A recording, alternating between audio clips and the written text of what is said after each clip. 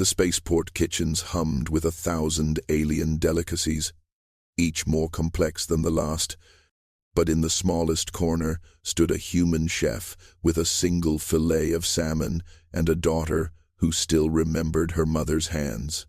When the alien girl retched at the sight of dead fish on his cutting board, the entire galaxy watched, waiting for him to fail. But what happened when the pan began to sizzle would change everything they believed about food, about Earth, and about what it means to cook with love in a universe that had forgotten the taste. Before we dive in, let us know where you're watching from. And, if stories like this move you, hit that subscribe button, because tomorrow's episode is even more unbelievable than this one. The celestial market stretched across 12 city blocks, a cathedral of cuisine where chefs from 900 worlds displayed their art beneath crystalline domes. Molecular clouds of flavor drifted past levitating tables.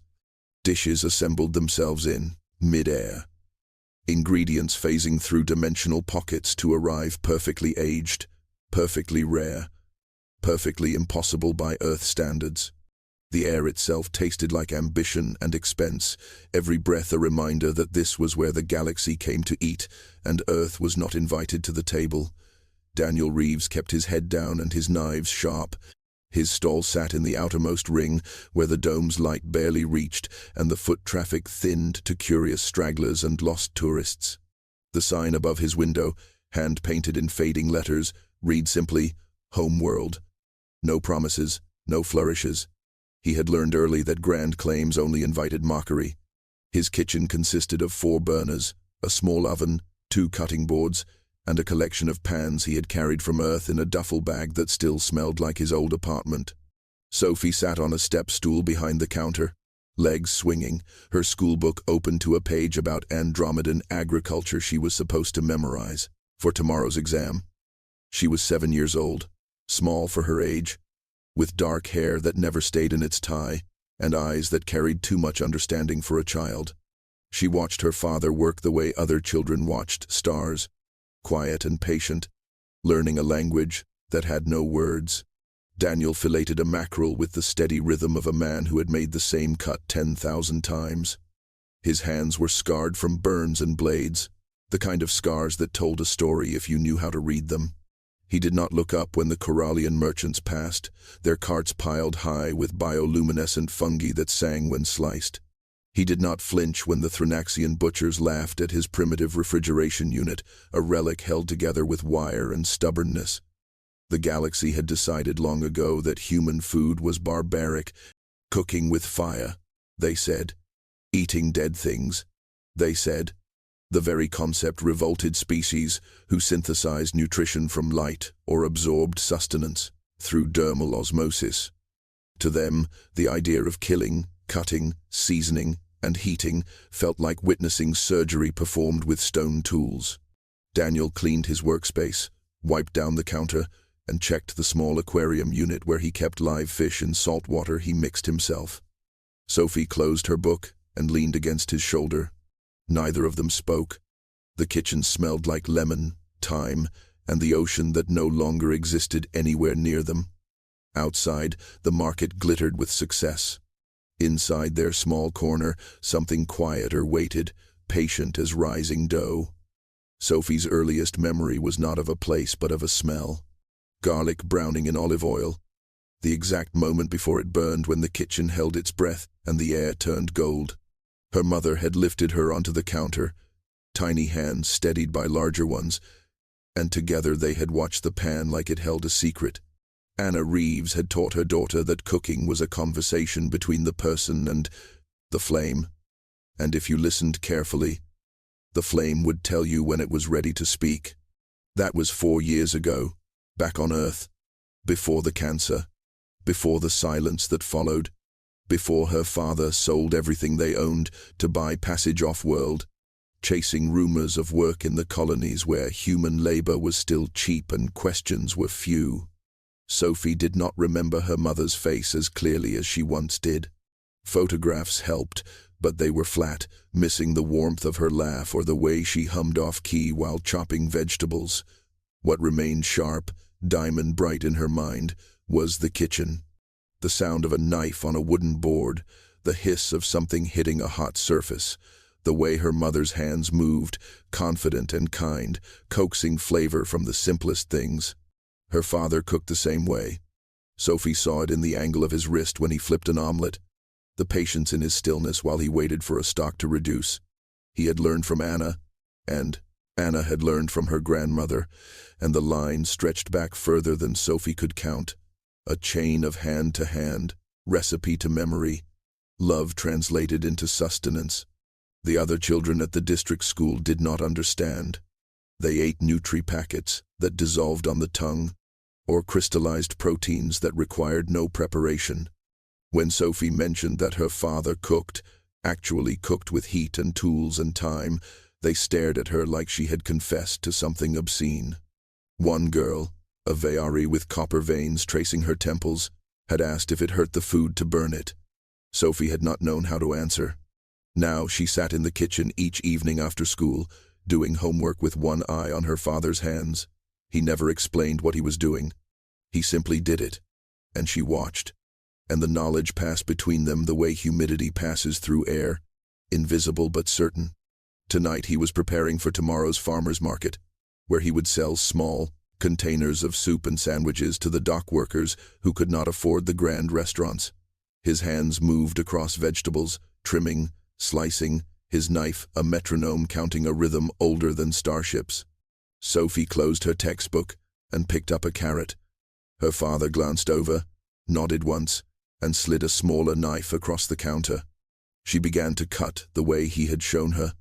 Slowly, carefully, each slice an echo of her mother's hands, guiding hers in a kitchen that no longer existed, except in the doing. The morning broke cold and blue across the market's dome, artificial light cycling through dawn's spectrum to comfort species whose circadian rhythms demanded it. Daniel arrived early as always, his cart loaded with insulated containers of French onion soup, banh mi sandwiches wrapped in paper, and a single filet of salmon he had been saving for a customer who appreciated his work. Sophie walked beside him, her school bag bouncing against her hip, still yawning. The crowd thickened as they entered the main concourse. Daniel steered his cart along the outer edge, avoiding the prime spots where the celebrity chefs held court, their stalls adorned with holographic menus and queues that stretched for blocks.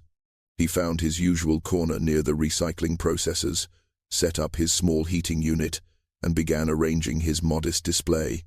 That was when the procession entered. The crowd parted like water before a ship's prow. 6 guards in ceremonial armor, their carapaces polished to mirror brightness, marched in formation. Between them walked Chancellor Vren, whose reputation preceded him like a shockwave. He was Talisian, nearly 3 meters tall, his skin the color of deep ocean twilight, his robes woven from living fiber that shifted through colors no human eye could fully perceive. Beside him, holding his hand with visible reluctance, walked a child. Lyska was small for her species, barely reaching her father's waist, her skin a lighter shade of blue that would darken as she aged. Her eyes, large and luminous, swept the market with a mix of boredom and disgust. She wore a simple tunic despite her status, and her hair, if it could be called hair, floated around her head like silk, suspended in water. The procession moved through the food stalls, Vren pausing occasionally to nod at master chefs who bowed so low their foreheads touched their knees. Lyska said something to her father, her voice carrying across the suddenly quiet market.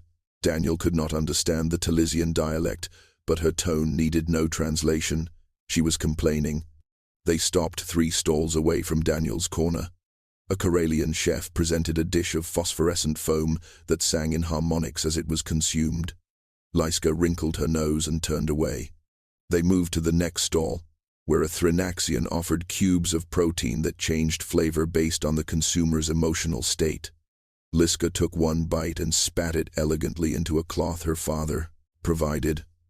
Then she saw Daniel's stall, her eyes fixed on the salmon filet resting on ice, its scales still catching the light, its flesh pink and orange beneath translucent skin. Her face transformed, luminous eyes widening not with curiosity but with revulsion. She said something sharp to her father, pointing directly at the fish, and Daniel felt every nearby vendor turn to look. Chancellor Vren followed his daughter's gesture. His gaze landed on Daniel like a physical weight. The entire market held its breath. Lyska's voice rose sharp and clear, her words translated by the Chancellor's neural interface device that broadcast to the surrounding crowd. "Father, why is there a dead creature on display? This is a food market, not a morgue." Laughter rippled through the gathered aliens, a sound like wind chimes made of broken glass. Some covered their mouths, others simply stared at Daniel with undisguised contempt. Chancellor Vren did not laugh. He studied the salmon with the careful attention of someone evaluating evidence in a trial. "It is human cuisine," he said, his voice measured, diplomatic. "They prepare organic matter through thermal application. They cook corpses," Lyska corrected, her disgust unfiltered by political courtesy. "How is this allowed in a civilized market?" Before Daniel could speak, before he could even consider whether speaking was wise, a new voice entered the conversation. Master Korvax emerged from the crowd like a storm taking shape. He was Vrelian, his body composed of segmented crystalline plates that clicked when he moved, his face an angular arrangement of facets that caught light and threw it back in sharp angles. He wore the platinum sash of the Galactic Culinary Guild, the organization that set standards, awarded stars, and decided which cuisines deserved recognition. "An excellent question, young one," Korvax said, bowing slightly to Lyska. "One that the Guild has debated for years." He turned to Daniel, and his expression, difficult to read on a crystalline face, seemed almost pleased. Human cuisine remains the only food practice in the celestial market that involves the deliberate termination of life for consumption. It is, as you say, barbaric. Sophie's hand found her father's. Daniel felt her fingers tighten, small and warm. He kept his voice level. "It's traditional earth cooking, nothing more." "Nothing more," Korvax repeated, savoring the words. "And yet it offends the sensibilities of our most distinguished guests." He gestured to Vren and Lyska. "Perhaps it is time we establish, once and for all, whether human food has any place among civilized species." The crowd pressed closer. Daniel saw vendors he had worked beside for 3 years watching with hungry eyes, not for justice but for entertainment. Ceres, a young Corellian food critic who had once sampled Daniel's soup and called it adequate, now held up a recording device, eager to capture whatever came next. "I propose a trial," Korvax announced, his voice carrying across the market. "Let this human demonstrate the supposed value of his primitive methods. If he succeeds in creating something worthy of consideration, the Guild will grant Earth cuisine provisional status. If he fails, human food stalls will be removed from this market and all Guild-sanctioned venues." High Judge Myrith, who oversaw market disputes, stepped forward. Her species had no mouth, communicating through bioluminescent patterns across her chest. The patterns flashed once. "Accepted." Daniel looked down at Sophie. She looked back, her mother's eyes in her small face, and nodded. The trial was set for the following evening in the Grand Pavilion, a space reserved for culinary exhibitions and food competitions that drew crowds from across the sector. Daniel had 24 hours to prepare, and he spent the first hour sitting in his small apartment with Sophie, drinking tea that had gone cold, staring at the salmon filet in his refrigerator like it held the answer to a question he had not fully understood. "Tell me about the fish," Sophie said quietly. She sat across from him at their small table, her homework forgotten, like Mom used to. Daniel looked at his daughter, saw the steadiness in her gaze, and recognized his wife's lesson. Anna had believed that cooking began long before the knife touched the board, that understanding an ingredient's story was the first act of respect. He reached into the refrigerator and brought the salmon to the table, still resting on its bed of ice. "This salmon was born in a hatchery on Europa Station," he began, his voice finding its rhythm. "They're trying to restore Earth species in off-world environments. The fish spend 2 years in controlled streams. Then, they're released into open water systems to complete their life cycle." He traced the lateral line along the fish's side. This one was caught by sustainable methods, harvested at the right age, handled carefully to preserve its quality. Sophie leaned forward, studying the scales. Why do the aliens think it's wrong? Because they've evolved past the need to eat other living things, Daniel said. To them, it seems cruel, unnecessary. He paused, choosing his words carefully. But humans have always been part of a cycle. We take life to sustain life, and that comes with responsibility. Your mother taught me that every ingredient deserves honor. The animal that died, the farmer who raised it, the hands that prepared it. Cooking is how we show that respect. He showed Sophie the flesh beneath the scales, the way the fat marbled through the muscle, the silver skin that would crisp under high heat. He explained how salmon had fed humans for thousands of years, how indigenous peoples had ceremonies thanking the fish for their sacrifice, how proper preparation was an act of gratitude, not barbarism. The aliens synthesized their food from base elements, he continued. It's efficient, clean, but they've lost something in that efficiency. They've forgotten that eating connects us to the world, to the cycles of life and death that make existence possible. He met Sophie's eyes. Tomorrow, I'm not just cooking a fish. I'm showing them what it means to be human, to take something precious and transform it with care into something that nourishes body and soul. Sophie reached out and touched the salmon gently, her small hand resting on its silver skin. Mom would know you'd do it right, she whispered. Daniel nodded, feeling the weight of inheritance, and began to plan. The grand pavilion filled an hour before the trial began. Aliens from dozens of species claimed seats in the curved amphitheater, their bodies a riot of colors and forms that made the space feel like a living kaleidoscope. Holographic cameras floated overhead, broadcasting to stations across 9 systems. This was not just a cooking demonstration, it was a judgment on humanity itself, and everyone wanted to watch. Daniel stood at the preparation station, his tools arranged with the precision of a surgeon. One carbon steel knife, freshly sharpened. One cast iron pan, seasoned over years until its surface was black as space. Salt, pepper, a single lemon, and a small bundle of thyme he had grown himself in their apartment window. The salmon rested on a wooden board, having reached room temperature exactly as he planned. Across the pavilion, Master Korvax presided over a display of alien culinary technology, molecular synthesizers that could construct flavor at the atomic level, gravity ovens that cooked through controlled spatial compression, temporal chambers that aged ingredients centuries in seconds. Each device hummed with power, representing millennia of advancement beyond anything Earth had achieved. Sophie sat in the front row, her hands folded in her lap, her face composed in a way that made Daniel's chest ache. High Judge Myreth took her position at the center podium, her chest already glowing with the bioluminescent patterns that would communicate her rulings. Chancellor Vren and Liska occupied the VIP section, the child's face still twisted with preemptive disgust. The judge's patterns flashed. Begin. Daniel did not rush. He patted the salmon dry with a clean cloth, a step invisible to most observers, but critical to achieving the crispy skin he needed. He scored the skin lightly, preventing it from curling under heat. He seasoned both sides with salt and pepper, his hands steady, his mind quiet. Around him, alien chefs whispered about his primitive methods, but he did not hear them. He heard only his wife's voice from years ago, patient and sure. Let the ingredients speak first, then add your voice to the conversation. He set the cast iron pan on the burner and turned the heat to high. No temperature controls, no digital readouts, just flame and metal, and the knowledge earned through repetition.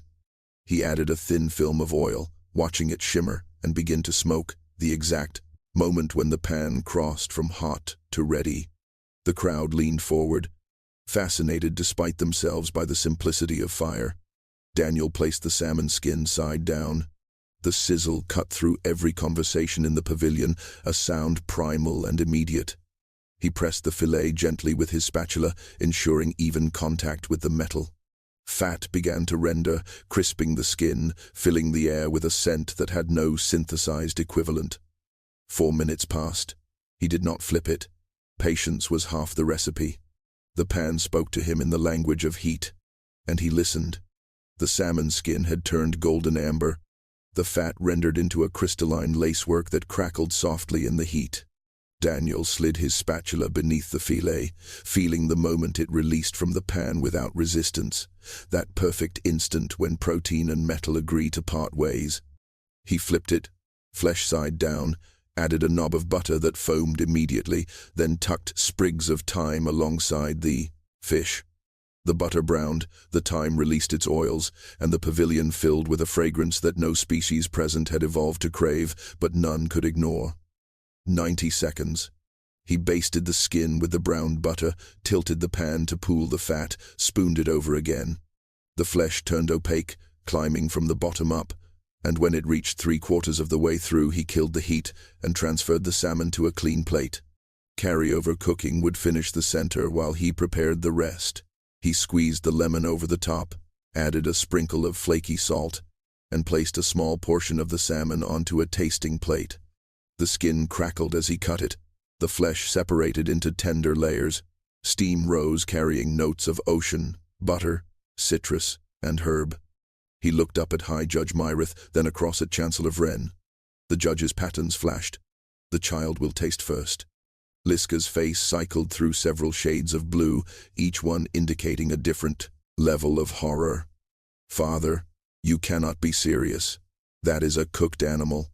A dead thing that has been burned. Chancellor Vren's expression was unreadable, but his voice held the firmness of a parent who had made a decision. You began this challenge with your words. You will finish it with your courage. He gestured toward the station. 1 bite. If human food is as barbaric as you claim, 1 bite will prove it. The crowd fell silent. Even Master Korvax leaned forward, his crystalline facets catching the light. Liska descended from the VIP section like a prisoner walking to sentencing, her small feet dragging against the polished floor. She approached Daniel's station and stared at the plate as if it might attack her. Daniel knelt slightly, bringing himself to her eye level. It's okay to be scared of new things, he said quietly, his voice meant only for her.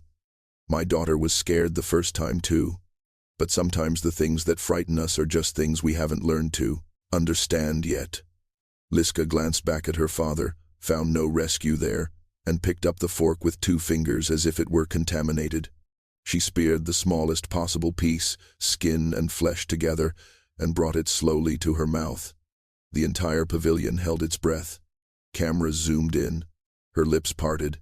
She placed the salmon on her tongue, and then she stopped moving entirely. Liska's eyes widened, not with revulsion but with something far more dangerous to her prejudice. Wonder. Her small jaw moved carefully, processing textures and flavors her biology had never been designed to expect. The crispy skin shattered between her teeth. The tender flesh dissolved against her palate. The butter, lemon, and thyme wove through it all, like a story told in a language she was only just beginning to understand. She swallowed. The pavilion remained frozen, 1,000 beings suspended in the space between one heartbeat and the next. Liska stared at the remaining salmon on the plate, her hand still holding the fork, trembling slightly. It tastes, she began, then stopped, searching for words in a language that had no vocabulary for what she was experiencing. It tastes like it was alive. She looked up at Daniel, her luminous eyes confused and bright. Not dead. Alive. Like the ocean is still in it. Like the sun that fed it is still there. Her voice dropped to a whisper. How is that possible? Before Daniel could answer, before anyone could speak, Liska stabbed another piece and brought it to her mouth. Then another. The fork moved faster now, etiquette abandoned, the child eating with the urgency of someone who had discovered hunger for the first time. Her father rose from his seat, alarmed, but she waved him away, her attention completely absorbed by the plate. Master Korvax's facets darkened, his body language radiating displeasure. The child is clearly confused by unfamiliar proteins affecting her neural chemistry. This proves nothing about the quality of the cuisine. But Saris, the young Corellian critic, had left his seat and approached the station. "May I?" he asked, gesturing to the remaining salmon. Daniel cut another portion, placed it on a fresh plate, and handed it over. Saris tasted it with the careful deliberation of his profession, and his copper veins brightened with something that might have been surprise or respect, or both. "There is complexity here," Saris announced, his voice carrying across the amphitheater, layered flavors that develop and change. The Maillard reaction in the skin creates compounds that do not exist in synthesized food. The fat content provides richness that satisfies in ways our nutrient matrices do not address. He paused, choosing his next words carefully. "This is not barbarism. This is craft." More critics descended from their seats. A Veyari gastronome, a Threxian flavor architect, even a Pelisian sensory analyst who had famously declared human food unworthy of study. They gathered around Daniel's, stationed like pilgrims approaching a shrine, each requesting a taste, each falling into thoughtful silence as they ate. Liska finished her portion and looked up at her father with an expression of betrayal and revelation mixed together. "You told me human food was disgusting," she said. "But it is not disgusting. It is beautiful." Chancellor Vren had no answer. Neither did anyone else. Master Korvac stood alone at his station, surrounded by machines that hummed with idle power, their synthesized creations untouched and cooling.